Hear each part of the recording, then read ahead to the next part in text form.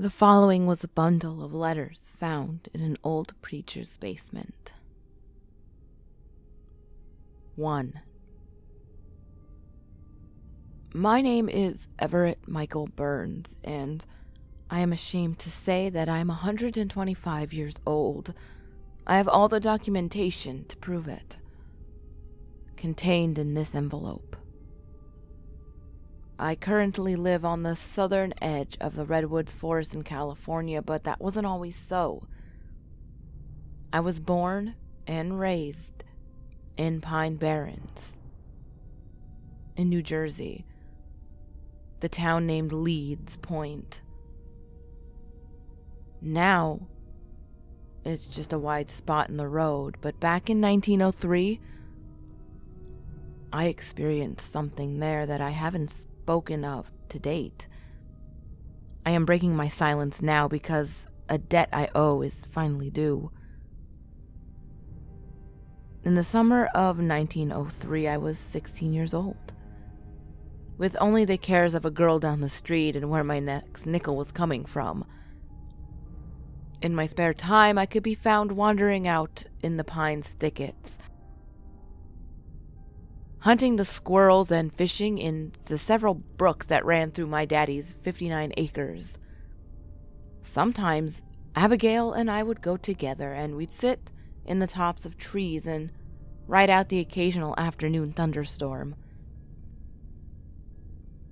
Once in a while, I would dare to steal a kiss, and Abigail would giggle.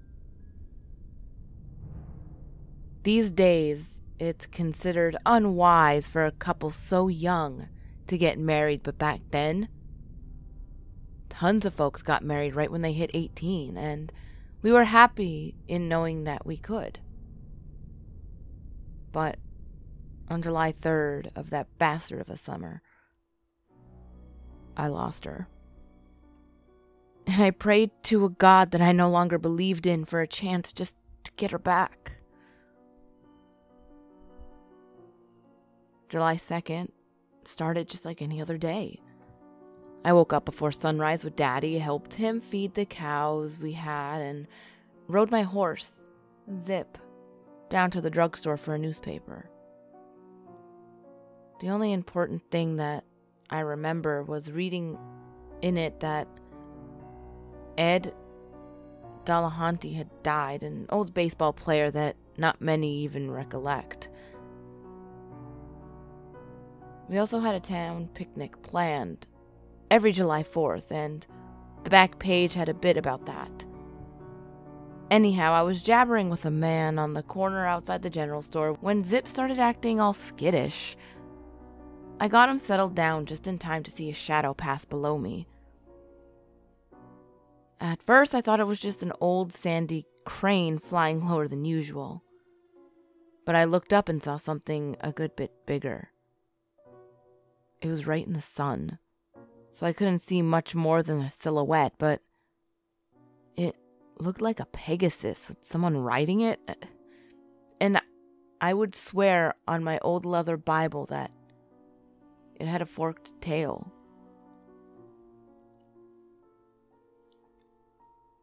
The man I'd been conversing with saw it too.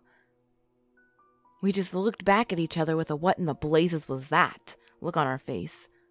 And when we looked back into the sky, it was gone. We reached the horizon with our hands over our brows, but didn't see anything. I don't remember exactly what the man said to me after that, but it was something about needing to get home. I galloped Zip home, careful not to exert him too much because it was particularly hot that year. I stopped by Abigail's to see if she'd seen it too, but after offering me some pie, her mother said that she'd gone out picking blackberries for the town picnic. I told her how obliged I was for the pie, and I went on home.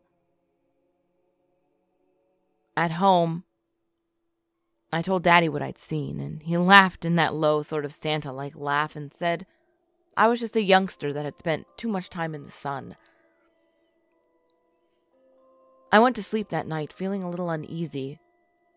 It wasn't very often in the summer that I didn't see Abigail for a whole day, and on top of that I saw something.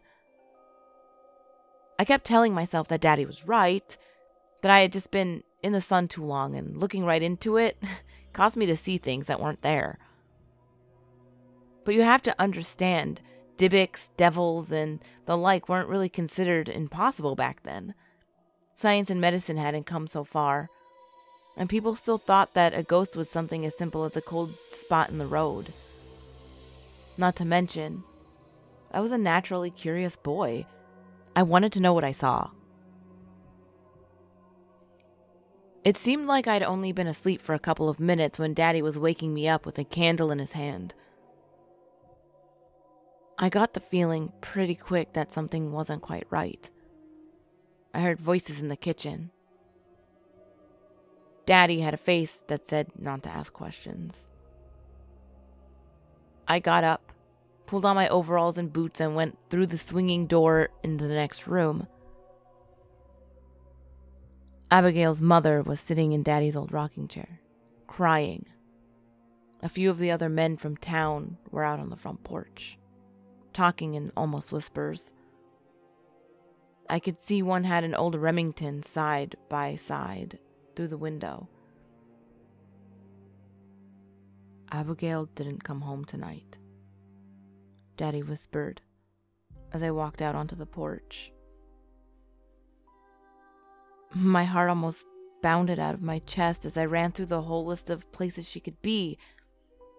But according to her, the old clock in the living room, it was almost 2 a.m. Abigail wasn't one to disobey her mother. Her father, God rest him, had raised her right. And when he died working on the railroad, it tore her up. She followed his rules almost as a memorial, and her mother almost never had to discipline her. It was unheard of to be out past nightfall. Unless she was with Daddy and I. I told the men that the only place she might be would be that old blackberry bushes out by Bear Creek, where we would fish sometimes. With nothing else to start with, Daddy and the rest of them mounted their horses and off they went. No one told me to stay behind. I think they know it would have been useless. We rode in silence, except for the clomping of our horses' hooves.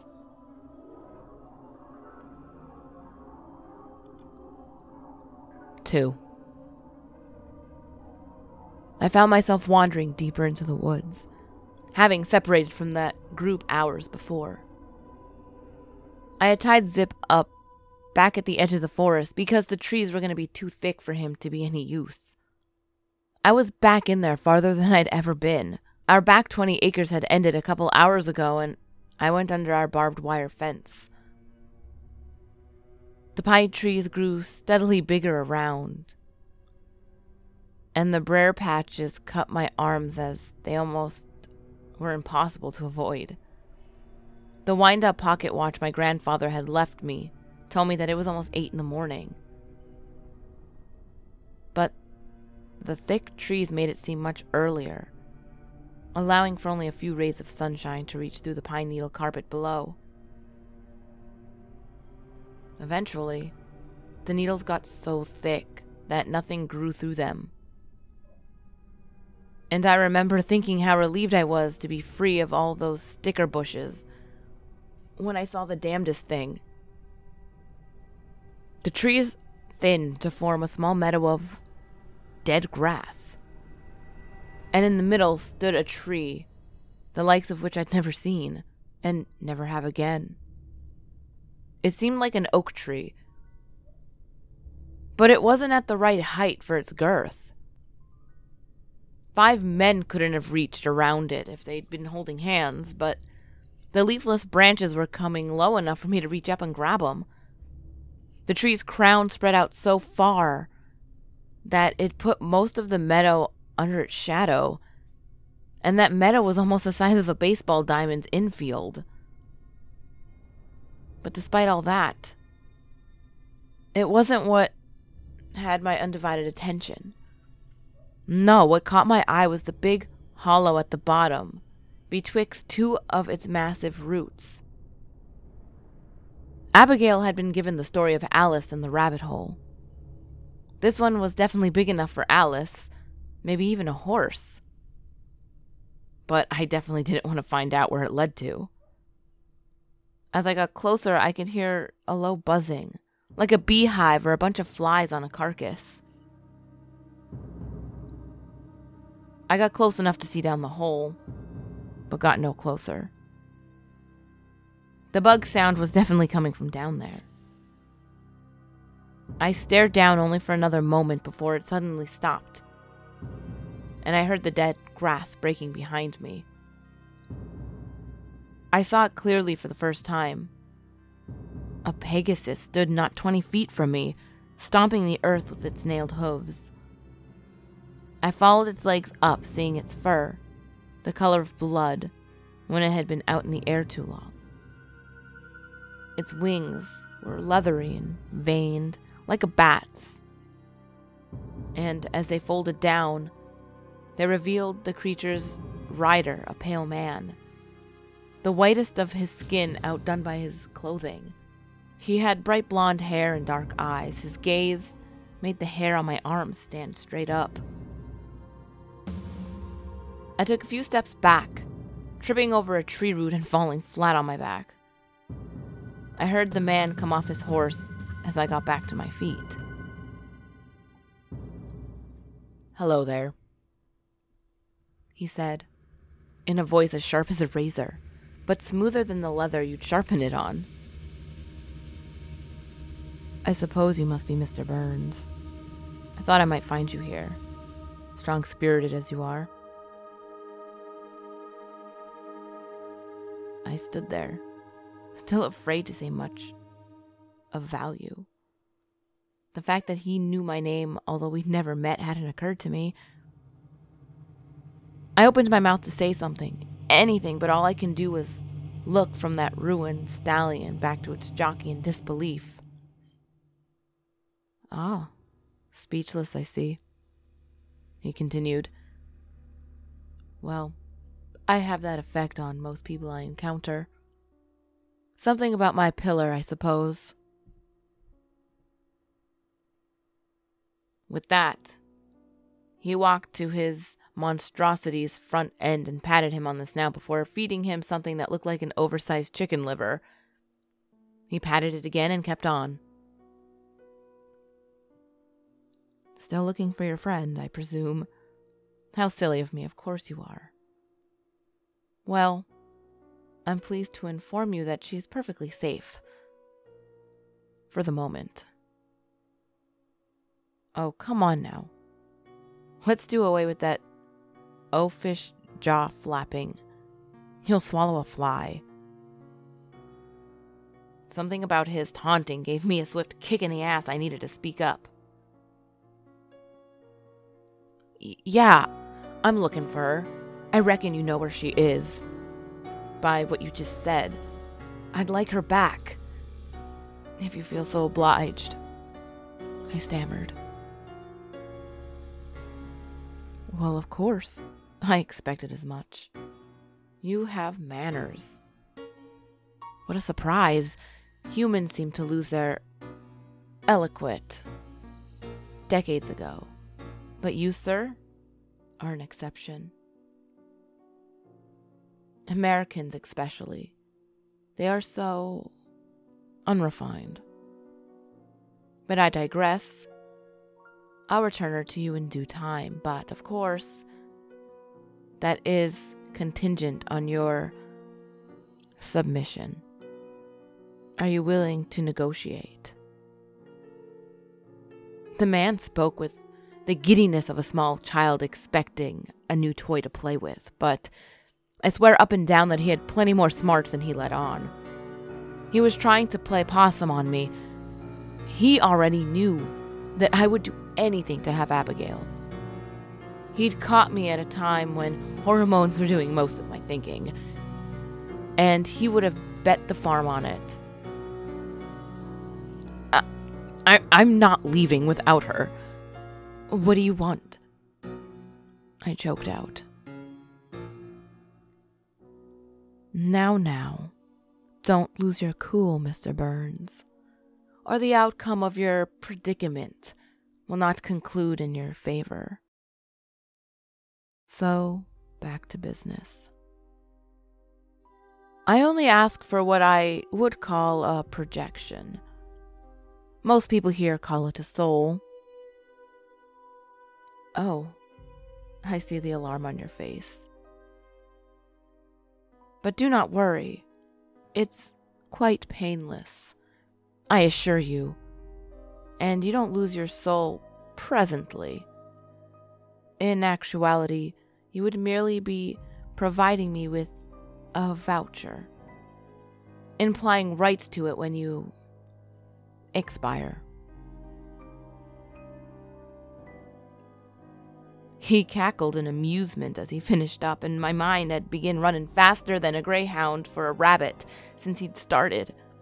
How on earth did this man plan on taking my eternal soul? Could he actually do it? At first I doubted it, but then I looked back at his pet. Something like that you only read about in Greek storybooks. And someone just fooling around wouldn't have happened on something like that if you didn't believe it to exist. I thought hard about my next words. So, you'd like my soul? I asked, and he simply nodded in agreement, a flat look on his face. So, pretty much it just belongs to you when I die. That's correct, my young friend, he replied. All you have to do is consume one of those delectable fungi over there. He pointed to a small patch of dark brown toadstools growing near the base of that big oak. They were small, but there was a lot.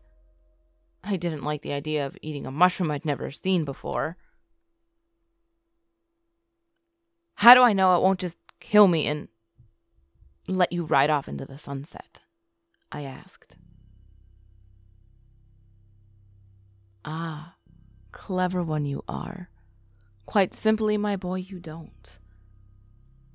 All I can do is promise that after you eat it, you will lose consciousness, and when you awaken, you will find yourself at home in your bed, and Abigail will be safe and sound, back home with her mother, with no memory of her little ordeal.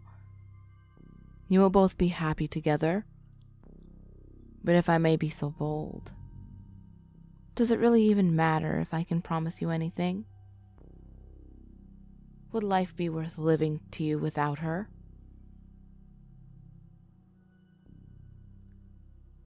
He had me. I suppose not, I spat. Stupendous. Now, I can comfort you further by saying that I desire your soul more than anyone else's at this very moment. Not many like you present themselves.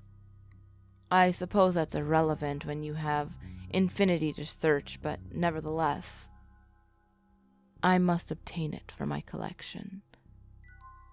If you die here, who knows where your spirit will go? I need control before it's released. So if you please. He pointed me to his mushrooms, and I went to them, wondering what I had gotten myself into. It seemed pretty simple. Eat a mushroom, get Abigail back. So what if I gave up my soul? It was worth it to save my girl. I reached down and tried to find the smallest one I could. I picked it, and after a minute I finally worked up the nerve to put it in my mouth. It felt slimy and unnaturally cold for the summer heat. I looked at the man, fully immersed in the grooming of his animal, and continued chewing, swallowing the bits as quickly as I could to get rid of the taste. It was awful, worse than that toad I'd lick as a youngster, playing like one of those folks in old Grimm's book. The last thing I remember before the lights went out was the pale man looking at me like a lion at a lamb chop, a triumphant smile on his face. 3. I woke up the next morning in my own bed, as promised. I shot up and looked around the room, wondering how I'd gotten there. Then I remembered that man and his Pegasus. It had to have been a dream, I thought to myself, but I still had that taste of the mushroom in the back of my throat. I put on my shirt and overalls, tried to get my noggin around what had happened.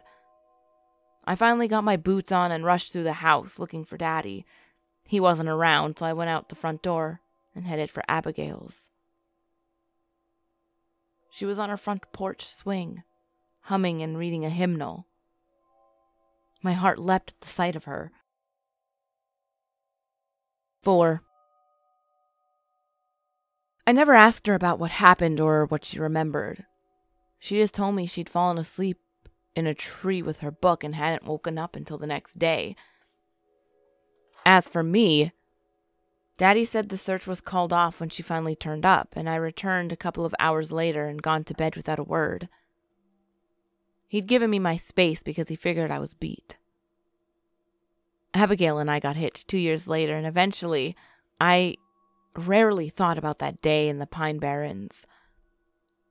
Right afterwards, lots of people were talking about what they'd seen flying through the sky that day.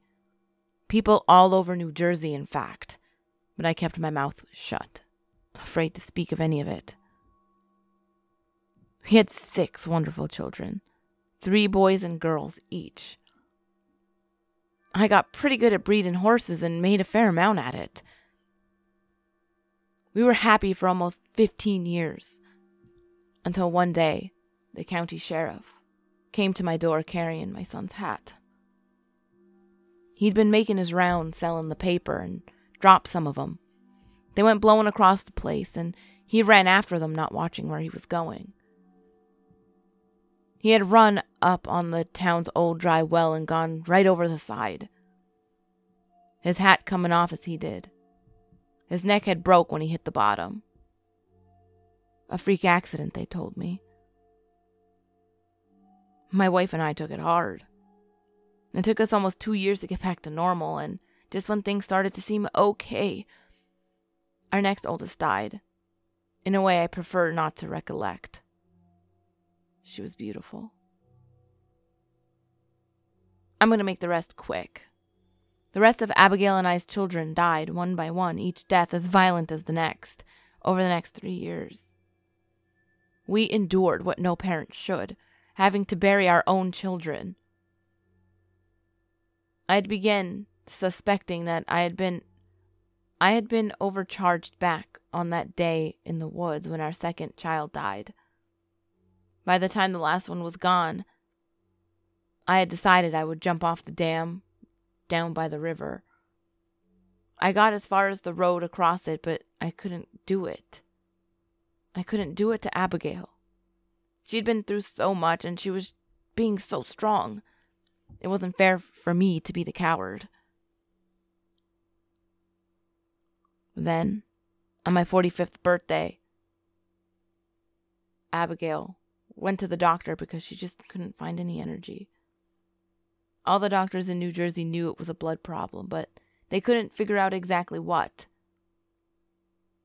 Everything they tried seemed to work for a while, but then it became useless.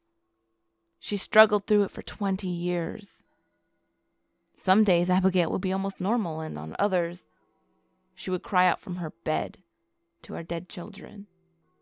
It chilled me to the bone, and I couldn't stand to watch her waste away, knowing that every minute of it was my doing. She suffered until she was 64 years old, and finally, gracefully, she passed. So here I am, 125 years old. I watched all my children die horribly, and watched my one only love struggle against the dark for 2 decades. I've seen things no father or husband should. And something has kept me here for 60 years to keep reliving it every night. but I can't do it anymore. I've written these letters for whoever finds me, mercifully lifeless on this altar.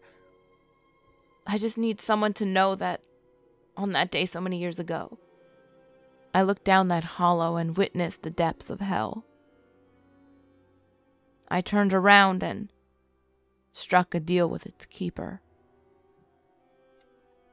Everett Michael Burns.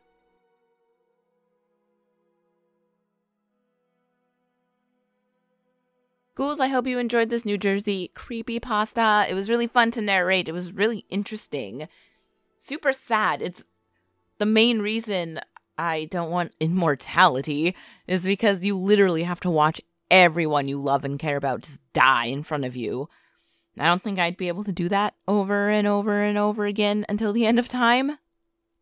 I also apologize for the lazy editing. My son has no school until like January 2nd or something. So it's very hard for me to find time because I do not have a sitter. So yeah, I apologize for the lazy editing. But I do hope you ghouls enjoyed it. It was a longer one. I guess I will see you next year, ghouls.